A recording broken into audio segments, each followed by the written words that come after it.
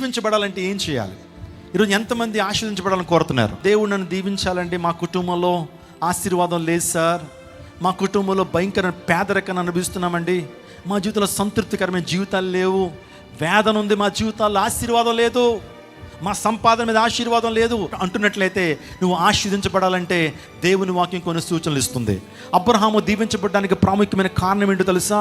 అబ్రహాముతో దేవుడు మాట్లాడుతున్నాడు, అబ్రహాము నువ్వు లేచి, ఏమన్నాడు?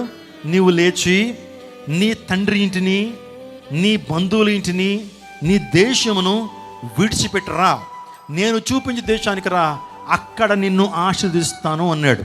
అంటే ఆశీర్వాదం అనేది విధేయత మీద ఆధారపడుతుంది. ఆశీర్వాదాన్ని పొందుకోవాలని ఆశపడుతున్న నీవు దేవుని వాక్యం పట్ల విధేయత చూపించాలి. దేవుడు ఏవైతే చెప్తున్న మాటల ప్రకారం విధేయత చూపించాలి. Obedience is the key to get success.